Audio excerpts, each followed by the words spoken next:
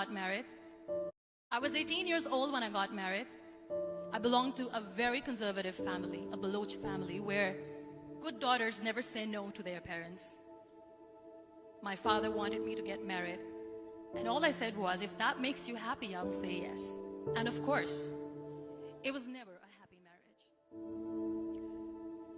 Just about after 2 years of getting married, about 9 years ago, I met a car accident.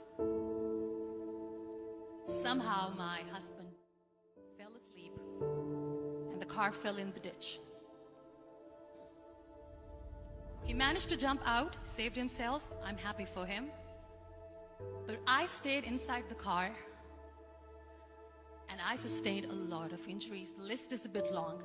Radius ulna of my right arm were fractured. The wrist was fractured. Shoulder bone and collarbone were fractured. My whole rib cage got fractured. But that injury that changed me and my life completely was the spine injury. Many people came to rescue. They gave me CPR. They dragged me out of the car. And while they were dragging me out, I got the complete transection of my spinal cord. Those 2.5 months in the hospital were dreadful. I was at the verge of despair. One day, doctor came to me and he said, well, I heard that you wanted to be an artist, but you ended up being a housewife. I have a bad news for you. You won't be able to paint again. Next day, doctor came to me and said, your spine injury is so bad, you won't be able to walk again. I took a deep breath and I said, it's all right. Next day, doctor came to me and said, because of your spine injury and the fixation that you have in your back, you won't be able to give birth to a child again. That day, I was devastated. I started to question my existence. Why am I even alive?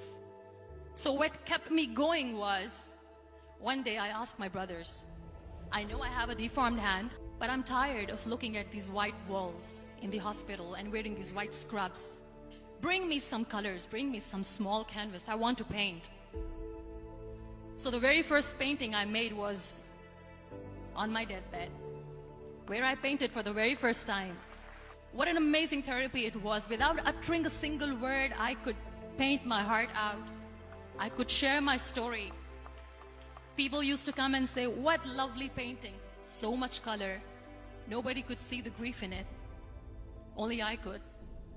And that day I decided that I'm going to live life for myself.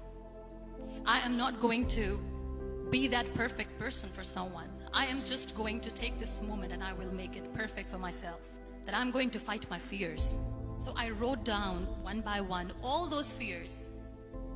And I decided that I'm going to overcome these fears one at a time. You know what was my biggest fear? Divorce. But the day I decided that this is nothing but my fear, I liberated myself by setting him free. And I made myself emotionally so strong that the day I got the news that he's getting married, I sent him a text that I'm so happy for you and I wish you all the best. And he knows that I pray for him today. Number 2 was, I won't be able to be a mother again. And that was quite devastating for me. But then I realized there are so many children in the world, all they want is acceptance. So there is no point of crying, just go and adopt one. And that's what I did.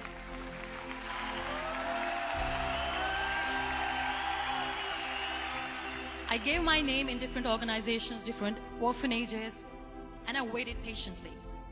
2 years later, I got this call from a very small city in Pakistan. I got a call and they said, are you Muniba Mazari?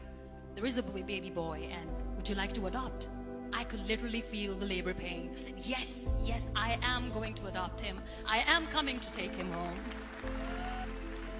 And that day, I was 2 days old, and today he's 6. You know, when you end up being on the wheelchair, what's the most painful thing? People think that they will not be accepted by the people because we, in the world of perfect people, are imperfects. So I decided to appear more in public. I started to paint. I have done a lot of modeling campaigns. I decided that I'm going to join the national TV of Pakistan as an anchor person. I became the National Goodwill Ambassador for UN Women Pakistan, and now I speak for the rights of women, children. I was featured in BBC 100 Women for 2015. I'm one of the Forbes 30 under 30 for 2016. So when you accept yourself the way you are, the world recognizes you. It all starts from within. We have this amazing fantasy about life. This is how things should work. This is my plan. It should go as per my plan. If that doesn't happen, we give up. I never wanted to be on the wheelchair. Never thought of being on the wheelchair.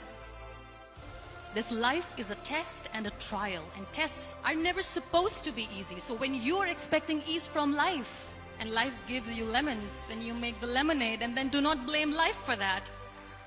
It is okay to be scared. It is okay to cry. Everything is okay, but giving up should not be an option. They always say that failure is not an option. Failure should be an option, because when you fail, you get up, and then you fail, and then you get up, and that keeps you going. Embrace each and every breath that you are taking. Celebrate your life. Live it. Don't die before your death. Real happiness lies in gratitude. So be grateful, be alive, and live every moment.